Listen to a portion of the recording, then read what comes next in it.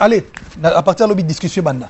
Na ligne sur monsieur Salama. Oh non, alors bien artiste. Nazana mboka moko oyo mesana na bastar netingate. Ah bon? Oui. Na mboka pena ba kofi bazali ba wera ba biloko akanta ba jibe ba nani ba fere ba tutu mikolo yo kolega ko bandika ko clasher ko bude ba tutu na mboka no na moto no na monati. Donc soki ka pona nga ba tunso ba gens wana fonda mazo mulimo na bango tika ba to baza malamu na mokili. Fait des fois tika la bango bakende. Sincèrement parce que c'est vraiment pitoyable. Qualification mon raison portée c'est une insulte. Qui va tout baza ba ignorant, va tout bazali ba inconscient. Parce que émission où tout là ça mon masqueté, Inosbi est venu répondre à Fally Ipupa. Tu es belé donc ba artiste congolais. Inosbi a lui à l'équipe artiste congolais na succès. Ce qui na sombara pe succès na ba esprit à battre. Pour na l'équipe bino na succès. Tout ça je m'en répondre dans l'espace commentaire. Inosbi na fait na un succès. Inosbi na Fally Ipupa na un succès. Inosbi na héritier Watanabe na un succès. Inosbi na Mawete Gaz na un succès. Inosbi na Koffi Olomide na un succès. On comprend que c'est une personne qui a l'insulte facile et c'est pas bien pour un artiste, c'est pas bien pour un leader d'opinion. C'est pas bien. Donc au Congo apparemment pour résoudre les problèmes, il faut passer par les insultes. Et puis ça résout quoi? Au contraire, ils ont ternir image, ils ont ternir éducation. Ce n'est pas bien. Ça conseille botika, naturellement. C'est pas comme ça conseille ma bêtise. Et ça conseille donc na ligana loba mabe je m'excuse. Ignorance na o exposer ngo na media petolanda. Na ya lobi mutu ataga batu. Donc batu na yo ba inconscient peut-être pe ba ebisi pe yo ignorant et puis yo pe ignorant auquel la TV lobi ba lobi selon que bataga. Na gataga ba ponga batu batala defona tagem. Taguer mutu, faut taguer batu etc. Et Inosbi qui dit comment bino bokoti ka mutu aza ignorant bongo Fally Ipupa ignorant. Fally Ipupa mikolo mawa, c'est le afingier mutu liboma Inosbi azo qualifié d'ignorant. Fally Ipupa aza ignorant. Et puis batouné dans l'entourage à Fally, bah Ejiki Tenge, bah Manon Lubaki, bah Fego la merveille, etc. Bah ça bah inconscient. Un artiste qui passe, un leader d'opinion qui passe la TV, ton média pour traiter les gens d'inconscients. Apparemment Inosbi là l'insulte facile dans mon même côté boyo qui a Lubaki, a répondre à ma Fally ton babi que oh mais fallait que nos conseils à bien. Boti la coup conseil la wabuge a des bota la mal valablement ton ndinga solo angara bi ça pena insulte si ka bazoka tata ba mutu meme azo la place ba boma bato avant yo koma o mane ya bibembe na bibembe bato ba bimagate yo pesko ki wana ga ozo espérer que snap a mauvais magande ofula tu vas souffrir. Le Congolais est hypocrite. Pourquoi je dis d'abord l'hypocrisie? Parce que vous allez remarquer, tous les artistes, à l'exception des personnes, tous les artistes congolais, au bas l'écran, na média libanda, surtout na Côte d'Ivoire, kuna. Bango tout bas na langage ya bien envers artistes congolais, so bimi libanda. Quand ils reviennent ici, ba yo bimi ba minuna ma seke. L'hypocrisie. Il ne faut pas toujours vouloir nous ramener que Koffi Kutu a contribué dans la vie à Batou. Tant que Koffi a contribué dans la vie à Batou, parce que Batou va aussi aller quelque chose. Koffi a contribué dans la vie à Moutou avant de Garabou. Exemple, mon rôle, c'est que Moutou a été carrément pas au Koffi a Zoé Karabou, et a été carrément pas bon ici, Vinaï. Exact. Koffi a contribué dans la vie à Batou, parce qu'il y a intérêt, mon rôle, est derrière. Pourquoi tu as mis ça Inosbi? Parce que Inosbi ne vous a jamais promis une carrière yandenge wana. Inosbi ayaka tena batu fo bayemba ba vocal. Inosbi ayaka na groupe d'accompagnement na le vrai sens. Na sens wana te boyoka ka chaque jour kwa mbele bino. FPP.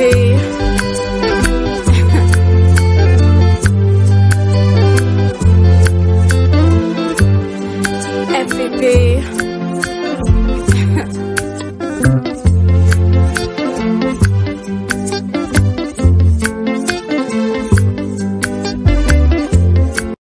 Salut à tous et bienvenue sur la chaîne BF officiel. Mais avant d'y aller, assurez-vous de liker la vidéo, de vous abonner et d'activer la cloche de notification pour ne manquer aucune de nos prochaines vidéos. Sur la BF officielle, vous serez toujours servi à votre fin, car c'est le début et la continuité d'une révolution nouvelle de la presse congolaise en termes de l'objectivité intelligence, cohérence, politesse surtout et le respect.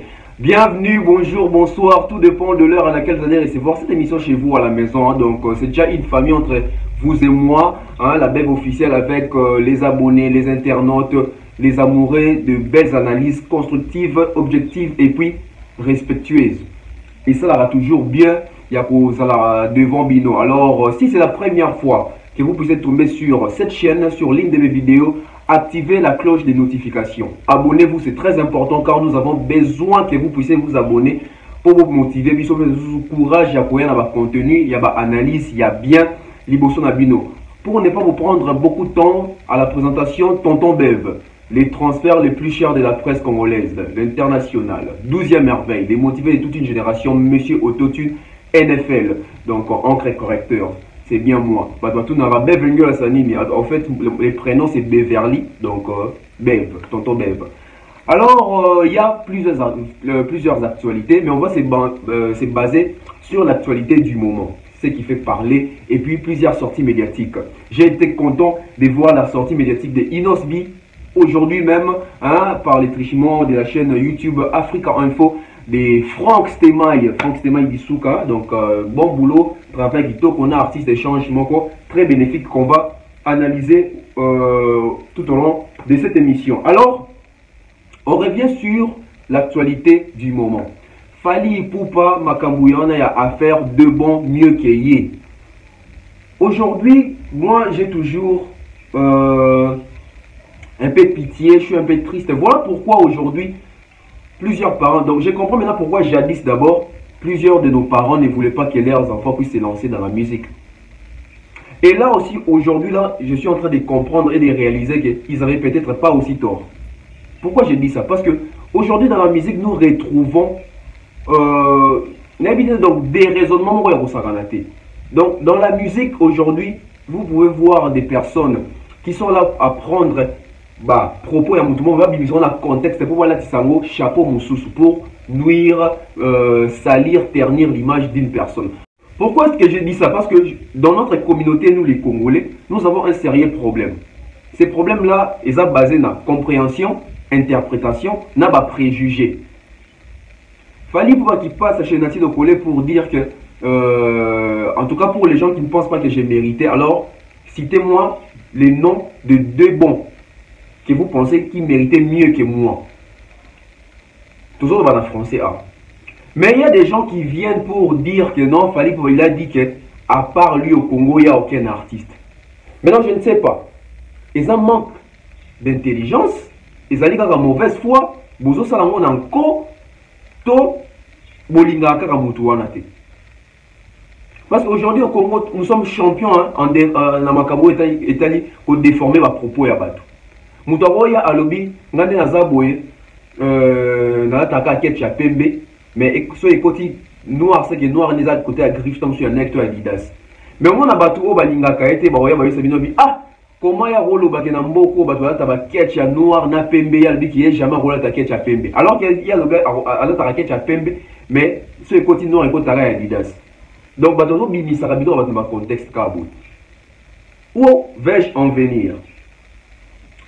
Les lots Fali pour passer un prétentieux, c'est un orgueilleux, il s'est vante, comment est-ce qu'il a bon, comment est-ce qu'il est en train de se mettre en avant tout en oubliant qu'il y a plusieurs artistes congolais aussi au Bazan Kata Congo. C'est bien de critiquer, de juger une personne. Mais ici, je vais laisser suivre avec vous parce que moi j'ai compris quelque chose. Aujourd'hui, toute sortie médiatique de Fali Ipupa, il y a toujours eu des malentendus, des incompréhensions, incompris, incompris, tout ça. Maintenant, on doit savoir c'est dû à quoi. N'a pas espace commentaire, répondez-moi. Selon vous, vous pensez que c'est dû à quoi?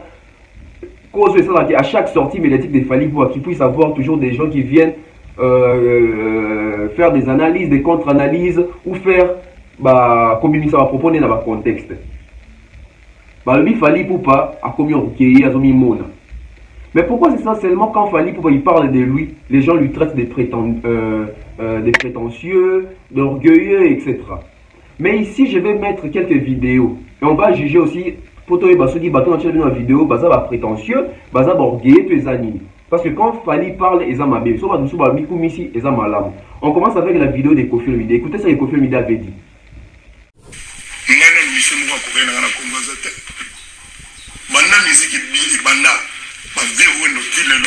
Voilà.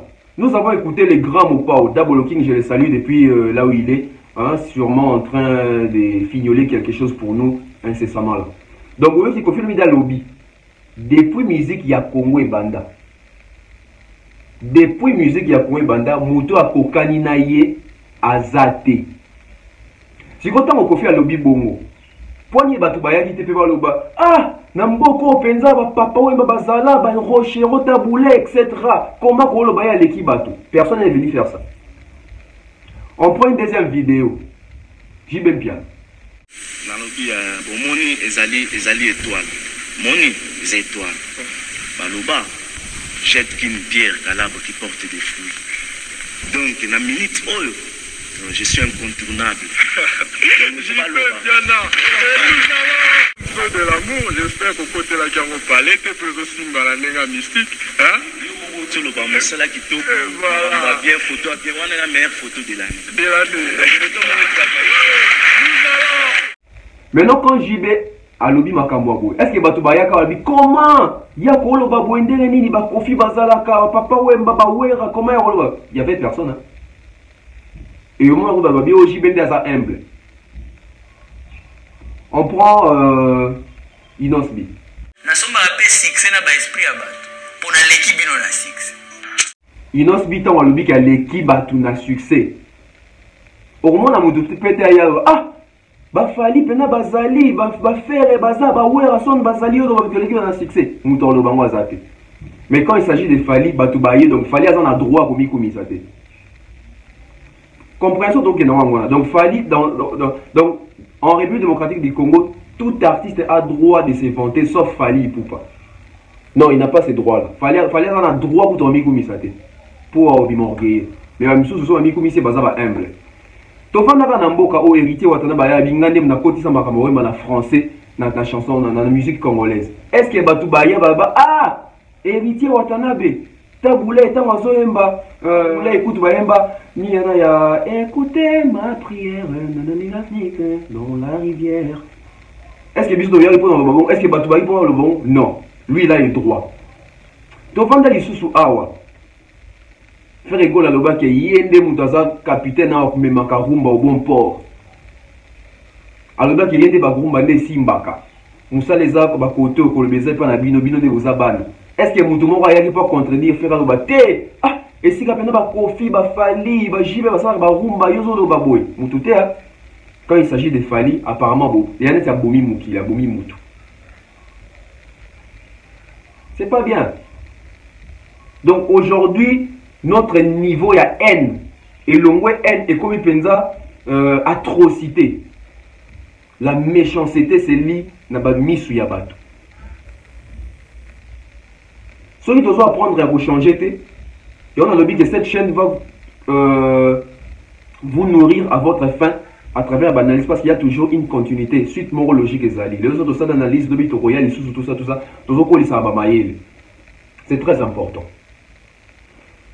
Charlie Prince. Charlie Prince qui passe dans l'une des émissions, lui aussi, que beaucoup, monsieur Moro très intelligent, très constructif, na analyse naé objectif, va te béler bazwakaye bon va te béler mon ami Charlie Prince atanga banchik asa musalo pambate. Mais yepé à côté pe na buzo ba wana ya ko déformer maloba ya Fali Poupa. Ce que tozo mituna, est-ce que batongo ça qui bazo déformer maloba ya Fali Poupa, to bazo comprendre te, bazo ça exprès, to ba yebinde français te, to pa linga na bazo comprendre ngo bien te. Parce que Moutou a tangi ba classe à la émission et si ka bato bazo kata ya Fali wana soka yoki yango bien na ba détail parce que bato bele bazo ka olobaka partir au Fali lobby botan yananga ou bozo mona baza de bon baza mieux que moi Moutou dit mieux que moi mais bato bazo ba comment ya oloba ya l'équipe bato est-ce que Fali pour dans les cas d'émission na ti de coller je mets bato bele na défi bobi misananga vidéo ya émission Fali pour lobby ngani na zaboué achepena.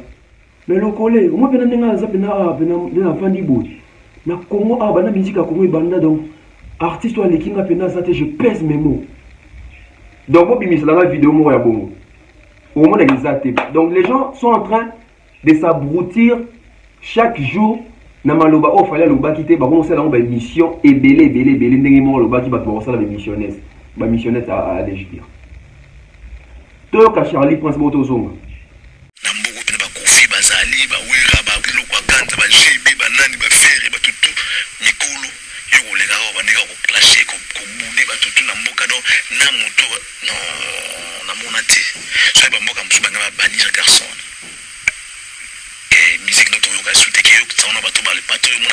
important pour nous. Comment ça se fait où tu n'as pas beaucoup de bien d'accord na bien la sokola. Je commande où tu na sanzo kita, te bisus na ote, te bisigo où tu te meno. N'oublie pas que tu es bio. Même ceux qui t'ont battu mon pas que tu viens au matin mais tout le monde est kola. Bilamba osenga magenti le pour comme mutu. Ils a étape ya jime. Comment ça na te po, ta osa musu de bio tu ndio où tu na sanza au kuya na upasta kuya na mokili. Mais non, on va te rappeler d'où tu viens. On va te rappeler d'où tu viens. Donc, ce qui est pour nous, parce que nous sommes gens, on a fondé dans mon lit, on a bango tika bato baza malamu na mokili. Fait des fois tika la bango bakende. Sincèrement parce que c'est vraiment pitoyable. Comment un journaliste peut venir à la télé pour dire que il y a d'autres personnes que Dieu doit leur ôter la vie? Dieu devait faire en sorte que des fois puissent rester encore en vie, à la place de des fois qu'ils puissent au moins ôter la vie à Fali Ipupa. Un journaliste. Tout le monde journaliste, c'est Moutozo Sengela Moutuliwa. Aux hommes qui sont sur Makamouté, il y a analyse, mais comme méchanceté, moroboye. Donc, aide-moi, on s'en rend bateau bouindé, va tirer la poison. Eh, bateau bouindé va pas empoisonner à bateau. Mais c'est pas normal. Tout ça, c'est dû à quoi? C'est une jalousie. C'est une jalousie. Une personne, quand il dit que il y a quand si tu es bien, tu es à Tokola, tout le monde est maman tembele, tout ça. Oui, ça prend suffisance que Oye bien si et puis au moment de si commis, il y a tant ça la calcul la vie dans le baquet. Eh, mon amant, il peut entendre les caca, ça va moudou, mon abanda, la pena, a commis boing, biso to agabo. C'est l'expression du cœur. L'abondance du cœur n'est ça la monoko et l'oba et bibisa. Dès que vous avez comment vous souhaitez les artistes et liwa? Un journaliste n'est pas toi lié à Bambo Matanga Batu Bao. On continue.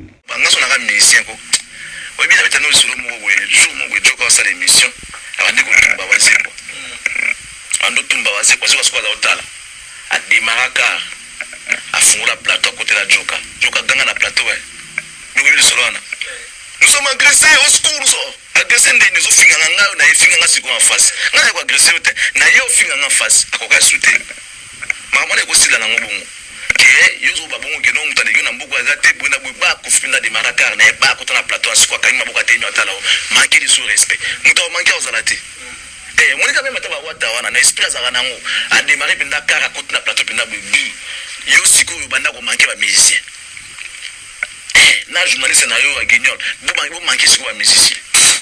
Donc un journaliste qui envoie les artistes et musiciens Babunda et il dit nga personne zanga musicien mandé fallait qu'il dana ba artiste nga ngeza bonté. Ah Charlie personne va tuer pena fallait au Bunda. Ne pensez pas quand vous êtes à la télé, déjà vous êtes déjà des responsables, vous en avez bande, vous en avez famille, ma belle famille, etc. Comment tu peux passer à la télé pour vanter mérite yabitumba na plateau na yo? Non, des fois, c'est décevant, moi, Moussala au Salamé, bah, il y a un TV, les lois sont boum, dans la bande, incroyable. Moi, je ne vais pas passer à la télé pour un artiste, moi, qui est agressé, artiste, mon sous. Oh non, quand il va prendre un plateau, on a payé, il fallait avoir un plateau, à Zoloba, Kofi Pena démarrer, car naïe, donc Kofi a marqué ça la télé, Kofi a le moins mon flairé que l'on a fallu. Et qu'est-ce qui vous dit que ce Kofi a télé, maintenant, fallait au Rolobate? Oh non, l'esprit Wata, qu'est-ce qui vous dit que ce Wata, est-ce que Wata peut n'a parce qu'attention, il y a aussi des grimaces à TV. Tu as dit que nous sommes violents, brutal, tout ça. Mais là, nous sommes ratés. Et ça, nous sommes ratés. Et puis, ça, nous sommes bangana, royate. Royate. On comprend. Et au final, au bout d'un bateau, boudé, si on a eu en face. Et belé baba yuma. baprofita na plateau yebi ke non basécurité bazali banani baza akomanke makasi sesimizela kene po yebi ke moto olandanga ate bamboka nako bastate bana ofinga oklashenga bona oyelo sur place tobunda nano ozokonga bona oyesite bango na nt mais mona lamsa bango kaka ke no baba no ko mutu moko olekaka te bano boya makambo ndiri bato mosusu basala makambo ya osala te non ya peu aza kotala bato lokwa tintin ate matala bato boye na foto mona mona basilo bakanga na bato yango na boye pantalon moko tabi liye mto osala makambo lelo pantalon moko na sengle moko boso ndeni selo osiko à l'époque wada mayas akiti mbati neti awa basket bani na te misko boye bango mpandi bayuma. Donc voilà, na langage ya journaliste au moins que Joe aza parachute aza journaliste c'était aine ko kwera na boulot na bino parce que en 2022 on va face à bato comme monana journaliste aux exemple journaliste aux mutumo bato bazolanda journaliste aux mutumo il faut pesa bouya métier no ko bato ba ya pe ko sala musala wana tango yo journaliste aux mitia na rang ya ba jeune o batema na ko pona sana makambo ya jibe na wera na ba langage pénal la quinoiserie qui disait mbati tout ça un journaliste non vous pouvez ça au respect et vous décourager batou vous qui mis ça batou musala en 2022 tout ça tri qui yumulu on va tamiser ba journaliste le coûter faut batika dans YouTube bozo on a TV na bino kuna comment vous bozo YouTube voilà on va passer avec Inosbi chez Franck Stemai. Je vais prendre les grandes lignes seulement. On va un peu essayer d'analyser les propos tenus à Inosbi na 4e émission. Mais avant cela, on alignera toujours pour sa culture Nabiso Liboso, pour mettre en valeur, pour féliciter toujours l'artiste Nabiso. Déjà, j'ai dit félicitations à Inosbi pour la clip Wana P Anzembo Wana ya Sukali. Très belle chanson, hein? Donc tant dans Oyo Kangwe ça l'a bien mon robot. C'est tout côté à lolo la lolo. Très belle chanson. Bolingo suka. Voilà. Donc ça la peine bien mon robot. Félicitations. Baby Singeza, un réalisateur tanzanien qui a réalisé ces clips. Hein? Clip qui toque en tout cas, paysage à bien, dress code, scénario en tout cas Inosbi est en train de prendre vraiment level surtout au côté de la clip azo performer en tout cas donc ce sont des actes à encourager à féliciter pour l'avancement de la musique parce que Inosbi photo de Bangwa baza ba Inos ba Gez donc nouvelle génération sont baza ba relève na biso la musique il y a lobby dans 10 ans 15 ans et ça ba Inos ne mutu ba ozala licoleur il y a un trône et puis il y a un exemple donc c'est très important. On prend les propos de Inosbi et puis on revient pour continuer. Nazana mboka moko o emesana na bastar netingate. Ah bon? Oui. Après à part nga muto azana note. Voilà, boyokit. Il pas le big na komona to message na bastar net yete. Est-ce que ba yoloba? Ba yoloba te. Et ça va propos na yo. Moutounyo soza libre ya koloba po na ye. Toute personne est libre à mi lobela. Si le problème est dans le public, ne siko ba juger pour le public ne ba tala rapé, ba onde mutu ça ba jugement na bien. Ya ko ba nani azo kosa, nani azo le vrai. Na ça succès solo, nani azo luka succès. C'est ça le problème. Mais remarque, moi, ils n'auraient pas Inosbi dans les émissions, chaque sortie médiatique où Inosbi a ça là-bas. Je ne sais pas si Inosbi est vraiment entouré par des personnes qui maîtrisent la communication, des personnes qui maîtrisent système en open air, la stratégie communicationnelle. Surtout, il y a la sortie médiatique et Inosbi. Apparemment, Inosbi, bon, les mal aussi est de travailler trop avec la famille, c'est ça. Parce que si on a même moral dans la famille, bon, ça la makambo pour avoir même moral. Mais si on a entouré na bateau, bah yebi makambo, soit sauter l'idée à côté au kende boité, côté faut ça la boue. Mon la communication pour même makambo. Et toujours dans le langage Inosbi, on sent toujours bah qualification, mon réseau porté c'est une insulte. Qui bateau baza bah ignorant, bateau bazali bah inconscient. Parce que l'émission où il est masqué, Inosbi est venu répondre à Fali Ipupa. Hey, il est venu répondre à Fali Ipupa. Toye bani na yebi bagrimase bayene nanga mosusu batrikage na bagrimase wana baignorant na bainconscient ebele soki alobi eloko ya buzoba bofanda nyepo soki olobi oyo oyaki korepondre ngawa nazorepondre na youtube okomona bainconscient mosusu oyo bazalaka pour baignorant wana bainconscient na bazwi balobi oyo azorepondre tel nga opose nga question et nous on n'achète pas des vues nani alobaki asombaka soki nasombaka pe succès na baesprit ya bato mpona leki bino na succès Inosbi qui dit ceux qui vont le nasombaka ba vue na YouTube etc. Est-ce que nasombaka pe succès na mitema ya bato? Non, côté na Inosbi on a raison. Parce que Inosbi il faut pas to kosana. Inosbi azan na succès na ye. Azape na bato ya touché mitema na bango, azape les na ba fanatique na parti na suku misusu ta mikolo, par exemple ba fanatique de Inos les lope sali mo empire na ye o ya ba griffe du tigre. Ba fanatique ya Inosbi. Mettons Inosbi à l'équipe bino na succès, à l'équipe bango na l'équipe bango na succès. Si quoi Inosbi faut tant il a sur ba combo ba artiste o ya bien l'équipe bango na succès. C'est ça maintenant là où les artistes souvent bâti Karabiso Rabo. Parce que l'émission tant aux autres qui est dans endroit ya Fali pour pas. Tant que vous avez un plateau où l'équipe bango a succès, bâton sont basés contre Fali pour pas appuyer yo. Ah oui, hein. Toutes les personnes vont avoir un rebondissement contre Fali pour pas que Fali n'a pas propos Fali pour pas tenir qui en a beau. Ils sont contents de la sortie médiatique de Inosbi.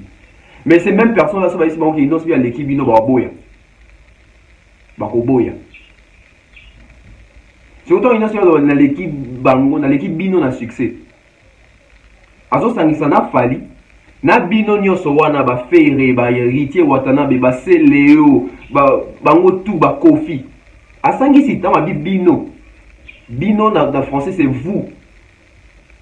vous te na ndenge ya respect ndenge biso na linga les ara robenga tamsu mukolo yote na français pe ro titoyen ba mo toi te il faut tata tamsu vous ya nini moko te on a lui a bino eza bato ebele donc ba artiste congolais Inos bien lui à l'équipe artiste congolais na succès. C'est ça la vraie idée Inos bien ngarabi ça yango wana. Si vous et moi tout dans la boue. Tout ça je m'en beau répondre dans l'espace commentaire. Inos bina faire na un succès. Inos bina Fali pour pas na un succès. Inos bina héritier watanabe na un succès. Inos bina mawete gaz na un succès. Inos bina Kofi Olomide na un succès. Inos bina JV Piana na un succès. Tout comme dans l'espace commentaire. Tout y va succès si vous n'avez un succès. Bokangi bat na pesit. Inos bina Ferre, Inos bina Fali, Inos bina héritier, Inos bina Kofi, Inos bina Wera, Inos bina Mawete. N'a un succès. On continue avec Inos bi. Ignorance na o exposé ngo na media petolanda.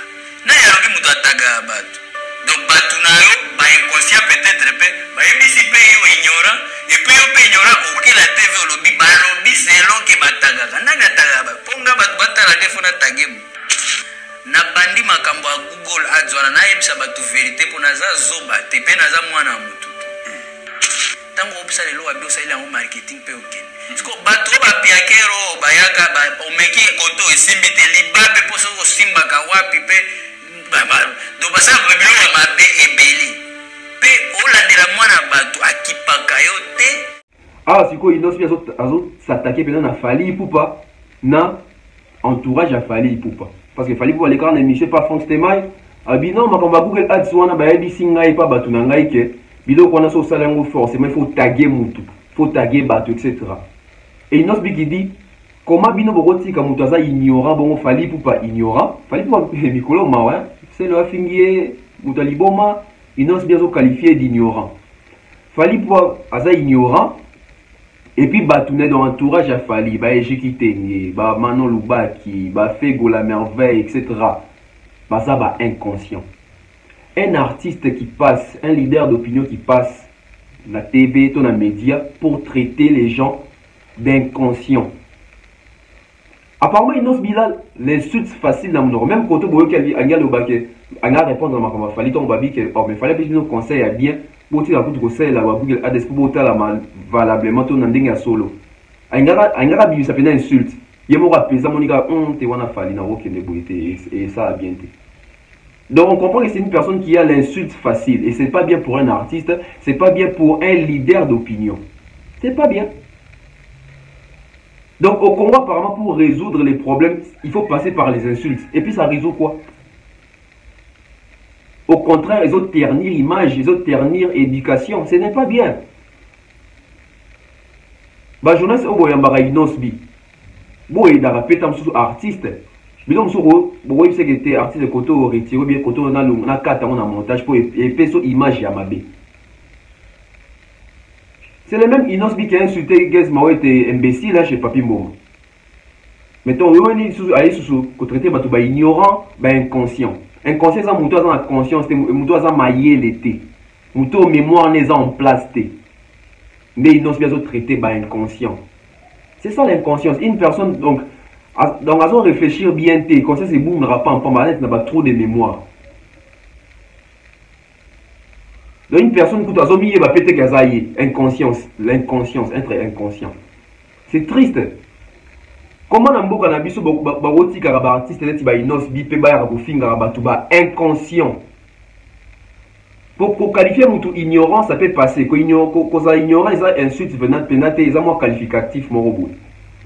Mais quand le bac est inconscient, on est lié qualificatif, on est commis insulte. Parce qu'inconscience, ils ont dit que le bac est mouton dans un maillé l'été. Tous en ont respect.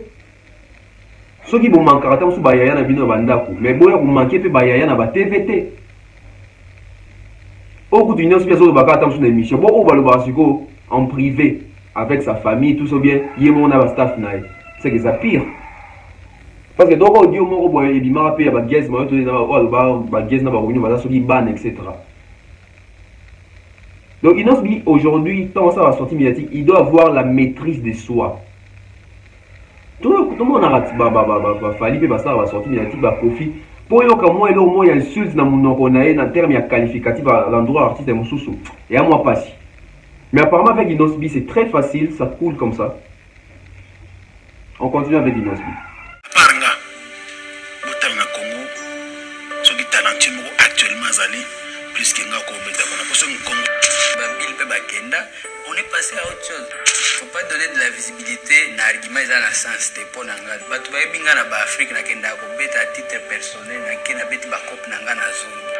Et à la question de savoir makamou ya à propos fali pour pana ko tangela deux bons bazo mériter mieux que pour pas pour prêter na CAN actuellement. Donc même Inosbi il réalise que en ces moments actuellement Moutaza mieux que Fali Azate selon ndenge sa émission na. Parce que ceux qui bazala qui a ngara tanga. Mais quand il dit je ne peux pas accorder le temps à l'argument où ils ont un sens T. Mais pourquoi prendre le temps de répliquer que lui il pas bêta kuna. Donc au moment que yo moko siko aux ana poser la question mais on s'en est une gars pour tout questionner zalaté. Mais Inosbi n'a évité que yo clash Bill Clinton. Ah, le Bill Clinton a comme exemple. Vous voyez les problèmes avec les Congolais. Le Congolais on a bébé na mutu moko boé. Mais tant qu'il y a une guerre moko boé makambo comme yindele kuna. Le kuna mutu na sa exploit moko boé azongi siko pas mutu na. D'ailleurs pour tout mutu to zara kuna mutu zara bien, c'est ça les Congolais. Même pas aussi les Congolais, c'est ça l'humain. Et on voit ça même dans la relation amoureuse. Vous avez une fille morte, vous avez un garçon mort, vous avez bien, tant que bébé a commis ex nangana pena mutu, ton soin atteint, c'est comme ça. Donc mutu a bien à Simon. Les autres, ils n'ont biblique, ils ont bien. Internet des alliés, les missions là où Bill Clinton, série, il y a la guerre, ils ont clashé Bill Clinton. Mais le Bill Clinton a mis référence. Et moi, j'aimerais qu'il y ait une autre question dans le baquet. En tout cas, moi, je n'avais pas suivi la CAN, donc je ne sais rien de ça. Mais pourquoi répondre à cette question? Parce qu'il y a à Komara que la RDC, la CAN sans la RDC qui va regarder ça. Donc, on comprend déjà qu'il y a une autre biata à la rangoté. Mais pourquoi quand tu poses une question sur ça, vaut mieux dire aux journalistes que tu n'as pas la CAN, en tout cas, n'a évité. Faut pas faire bilan, on a pas sentiment. On continue. Les gens de Neti Kofi Olomide, il est mieux placé à intervenir dans la carrière à bateau belé, à fou la bateau belé. Donc ceux qui déjà y mon quoi animé pinga le baki comme dans les capes dans ba groupe té. Donc ti lelo parcours nanga et ça la carrière plaisir parce que mon apenza qui n'a zo avancé. Et ces débats qui persistent toujours. que moi je trouve un peu, les gens sont hypocrites par rapport à échange, à idée. Je respecte Koffi Olomide. Hein. Moi, c'est presque chaque jour que j'écoute les albums de Koffi Olomide. Net album on a l'inamaka c'est Ifrakata. J'aime beaucoup cet album-là. Banzim Logo là-bas, Diva. Très belle chanson. Donc, respect dans les gens de Koffi Olomide. Mais nga l'ingrédient tout le Koffi Olomide a sala bateau. Koffi Olomide a contribué à ma carrière ya bateau. Oui, Koffi Olomide a contribué à ma carrière ya bateau. Mais bateau va contribuer à ma carrière à Koffi Olomide. Plus loin peut-être bateau va contribuer à la vie à Koffi Olomide. Tout le monde va artiste balobara. Biso tant tous bêtes dans l'orchestre va viona. Ba viana to kuta ba peta musu bana ma pangu te. Ba viana pe ba tongi banda ku na ba mbongo pe ya ba misalo biso pe to saela bango. Ba so mi tout ça. Donc ne venez pas pour faire voir aux gens que c'est seulement Koffi qui a contribué dans la vie à Batou. Bah non, ça n'est pas Koffi. Bah ça dans l'entreprise, il y a Koffi pour entreprise à Koffi et Zala. Et aujourd'hui même, il faut bah tout monsieur va avoir son yaro ba makambu ya ba Koffi na ba musicien mususu. Pourquoi? Parce que à l'époque, il y a ba Koffi, ba jibe ba wera. Tant ba fan ba qui est dans ba concert, ba demandons qui carte pour noter la wera, ba demandons qui carte pour noter la jibe, ba demandons qui carte pour noter la Koffi. Na quartier latin ba toto on a concert ba doya pour na Koffi pour na Fali pour na Bourreau na maison mère ba doya bata la wera ba mo na Ferre ba mo na Mabiala ba mo na Gianni babindo BJDT na BCBG ba doya ba yo Kario ba mo na Chiakule na Mochua Alempela on est-ce que ils ont des histoires ou ba te belé sur va éviter mais les photos féliciter pour tout ba Fali za que ba fanatique dans ba pour na Fali ba fanatique dans ba pour na Ferre. Bafantik to boya pour ba yo kadbata l'héritier Watanabe. En quelque sorte, ba jeune monde va changer, va donner. Donc il faut pas toujours vouloir nous ramener que Koffi Kutu a contribué dans la vie à Batou. Tant que Koffi a contribué dans la vie à Batou, parce que Batou va aussi quelque chose. Koffi a contribué dans la vie à Moutou, Moutou avant Nigabou. Exemple, mon la sanga Moutou a été carrément pas au Koffi a Zoé Karabou, et Karabou a été carrément pas bon ici finalement. Exact. Koffi Olomide a contribué dans la vie à Batou parce qu'intérêt mon Koza derrière Wana. Ba misala ba Fali ba sana ba quartier latin ba Ferre ba sana na ba maison mère etc. Eza misala moko ya ko sous-estimer te. Voilà. Pour dire que non, na kuna lika na ba groupe te na bima karabo, mais c'est normal. Et donc les gens attendent ngo yo bima na compétition, bango ba bima na ba orchestre. Et ça fait c'est lopé ndenge mboko ezo kende. À l'époque ba tout pour ça ba album bango mo ezali facile ta. Mais bien une époque où ba Fali ba seigneur des gens là.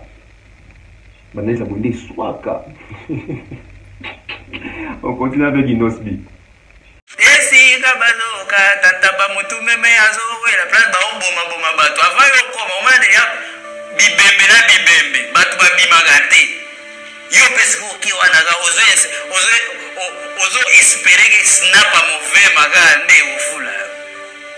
Tu vas souffrir. Et voilà qui dit non. Cause la moi na malamu na kini bino botika wana bokufa liko za respectueux alors que bino o mutu bomo na impoli azo percer azo kende azo les cabines nyonso na ba aspect nyonso. Donc ils sont ba prétention to awo le baka. Mais au monde na ba tuté ba on sait émission ba ke Inosbi comment ko le ba l'équipe ba na ba aspect nyonso. Les Congolais est hypocrite. Pourquoi je dis d'abord l'hypocrisie? Parce que vous allez remarquer tous les artistes à l'exception des personnes, tous les artistes congolais au l'écran na média libanda surtout na Côte d'Ivoire kuna bango tout bazana na langage ya bien envers ba artiste congolais so ba bimi libanda quand ils reviennent ici ba yo bimisa ba minu na ma seke l'hypocrisie. Mais moi ce sont les mêmes personnes qui traitent les gens ba yuma ba inconscient ba ignorant alors que tant que ces la bino comment yo kene na mboka muso kumisi mutu metant ozongi na mboka na yo descendre mutu wana. Bien que quand on ça on a lingala bateau on comprend c'est parce que bateau on comprend souvent ça on a français bateau par moi bino oh mais to zagina il y a 2 semaines inventé mutu on a le bic vient naé ba respect belé mais tant on kuna tanda zo kende na makambo. J'ai bien dit à l'exception des personnes. Fali pour bateau le bac il fallait ça problème à profitant à Kekuna batuni ma Koffi abi Koffi et donc ils ont manqué ça rien et puis 3 fois donc pas la cette grandeur à Koffi donc rien. Batounie Inos abi rien, Batounie faire rien, etc. héritier. Inos biton à Zebno au Monaki. Fali c'est un grand frère, nous avons eu à collaborer avec lui, nous aimons merci maman à l'époque, tout ça, parmi Bando Landa, Fali soit na Goma, nous avons landé le papa pour des katanangai. Là c'était un innocent, très doux. Mais un innocent, quand il rentre à Kinshasa, il devient l'empereur. C'est l'hypocrisie des artistes congolais. C'est l'hypocrisie. Et Inosbi, apparemment, vraiment, il avait beaucoup à dire. Et il a même touché aussi Gez Mawete. Ainsi, donc Inosbi, aujourd'hui, nous a révélé. Donc, en fait, aujourd'hui, il a vraiment expliqué. Donc, même Inosbi a boit qu'il a Gez Mawete. Ainsi, Kabazoka, Tataba, Mutu, Meme, Azole. Donc, Esika, et pas Fali pour bateau, il va approcher à Fali pour pas. Apparemment, il fallait tout faire à succès. Apparemment, va perdre sa raté. Mais si quand on a Oyo Gez Mawete, tout le monde a déjà banni Tamaro, Baleka, Chesco Lemero, Christy Streflado, va retourner sur la pousse un peu à Fali, va percer penate. Yo Gez Mawete, tous autres qui ne coupent sous au final, on n'a pas beaucoup fait bien. Nicolas va snap ya mauvais, va snap ya mauvais. Tout le monde a qui Fali pour prendre Gez Mawete quelque part côté Maï.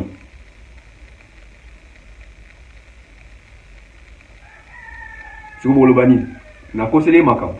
Et ça y est mort au bango mais sous forme imagée. Il y a une figure de style. Alors là, tu sens mon banini. Sans amaïle de comprendre ma Inosbi Azolo. Mais maintenant, revenons un peu sur terre. Pourquoi Inosbi ne parle pas de son album qui est sorti, je crois, il y a un mois et quelques jours? Apparemment, les artistes ne passent que pour régler les comptes aux gens. Mais la promotion, il y a une émission, Inosbi soit Tamoulaï Makasi, à Obeta Pena Masodo, qui album à décortiquer, parce qu'il y a un élément. Donc aujourd'hui, apparemment, Fali Ipupa, il sait comment se comportent les musiciens congolais. Et à Sakana Bino, il fallait pour Sakana Pena artiste de Nyonso. Allez, à partir de la discussion, banda. Naling so be monsieur Salama. Oh non, alobi artiste bosso Salama. Mouton bête la bite pena ouais. Allez, moi monsieur banda. Vous bandit pe. Non, il est en train de blaguer avec vous. Donc Fali Ipupa a combien de terrain mode a dit ba ennemi naï. A dit ba point faible ba ennemi naï. A donc maîtriser ba ennemi naï. Tout ba jaloux naï ba concurrent ba adversaire etc. Groupe d'accompagnement. J'ai aimé cette explication de Inosbi. Comprends. Pourquoi tu as mis ça Inosbi? Parce que Inosbi ne vous a jamais promis une carrière ya ndenge wana. Inosbi ayaka te na batu fo ba imba vocal. Inosbi ayaka na groupe d'accompagnement na le vrai sens. Na sens wana te boyoka ka chaque jour kwa mbile bino. Inosbi a na groupe d'accompagnement. Mais l'artiste c'est Inosbi. Donc c'est pas le vrai sens, ça veut dire un groupe d'accompagnement à vrai sens c'est ça que je travaille avec des musiciens, des artistes Oyo, baza exclusif ya Inosbi. C'est ça le vrai sens du groupe d'accompagnement. Ba loenge o ba epsa bino wana yango te. Pour ceux qui baza exclusif pas na ceux qui ba keka kotala na pas mususu o fashion ti moi c'est que baza ba groupe d'accompagnement c'est ça orchestre na yo. Inosbi siko baza artiste o ceux qui ba bengisi bokozela te bato asima po ekoma pe couverture ti pona charisme moi musicien moko boye abina makasi to aimba makasi bato pe bakoya menga biso toza ba artiste moko boye et puis c'est presque tous les jeunes to pona nzela moko que quand on t'attend toi mais ma charge na yo tinda ba porte-parole te oyaga yo moko on comprend la différence donc biso toza bon so bozela Inosbi soki ata yeye moko bon consommer la même chose. Ce qui a rien à battre, bon consommer même chose. Peut-être différence c'est ça qu'à niveau à combien ta live, toi combien ta playback. Là peut-être. Pour live on a besoin il y a orchestre, on a donc un groupe d'accompagnement. Mais playback on a peut-être puisqu'on a besoin de danseuse, de danseuse, de moi bien à podium, basser bien. Bazobina et tout ça, moi DJ tout ça. Mais ce que ça a live effectivement, il y a un groupe d'accompagnement parce que c'est des gens, c'est des gens, voilà, c'est des gens qui travaillent, même s'ils travaillent beaucoup avec moi, qui n'a pas de soumet, baza yanga mon côté. Et ça indépendant. Voilà. Ce qui bazouille comme on a facilement bassiste nanga moko moni epe a obete la pasteur moko boy, to moni a obete la artiste moko boy, c'est comme ça. C'est ça les groupes d'accompagnement, baza exclusivité. Exclusivité à Inosbi. Ouais. Voilà. Merci beaucoup. Groupe d'accompagnement, ils ont locaux, donc artiste, un bazar exclusif. Donc, exclusivité quoi. Donc, artiste, un bazar dépendre de Pekara na yote. Baro qui ça va comme nous avons ici comme sous. tout en étant un groupe d'accompagnement. Mais maintenant, le problème est que Inosbi, c'est un Fally en miniature, mais qui refuse seulement d'accepter que Azotambola n'a pas à Fally Ipupa. Les gens dans le Congo, surtout pas combo un groupe d'accompagnement, c'est pour Fally Ipupa. Or, Monique a posté une vidéo, tout le monde doit sur le groupe d'accompagnement. Et tu dis que dans le groupe d'accompagnement Fally, l'artiste est belé, comment faire fidèle de Fally. Maintenant, il y a une nuance. Tout sur le toujours analyser. Il y a une nuance. Il y a une raison que le groupe d'accompagnement, il faut y monter le projet de Fally expliquer que pendant que il y a des copes il s'est fait accompagner dans l'artiste. Et puis, non, il fallait embrouiller à bateau, que groupe d'accompagnement, c'était un groupe d'accompagnement. Parce que les orchestres dans le Congo étaient en Boulara, à ce moment l'album, on s'en dit que Bakabulata 60% à 40%, mais il fallait on s'en dit que 80%. Il fallait avoir un album contrôle. Mais parti, il va avoir combien? Mais un album, par exemple, le rôle là, il fera Katara ou un album à profit. Il y a un chanteur, ils sont tous en train de participer et de travailler. Et Nios n'est pas dans le sens ni. Nios c'est ça que, au un groupe d'accompagnement.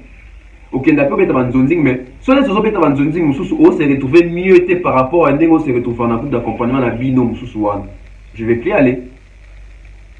Vous pensez que Mbongo à télé a joué pas Fally pour pas quand on a un groupe d'accompagnement. Ah, et ça, Mbongo à télé a joué soit qui a tout voir dans le studio. Dis-le qu'il y a bêta album, il y a battu bien dans le studio. Ah. Est-ce que Mbongo a joué des Mbongo et l'équipe Mbongo Fally a fait ça? C'est ça aussi le problème. Moutalanda ici comme Mbongo Ezali. Si on bâtit à Fally, bâtir à fidèle et pas Fally parce que on dit que la logique ton a vision à Joe Oyo, azo futa wiso bien pour les cas pour ça la bande zonzing.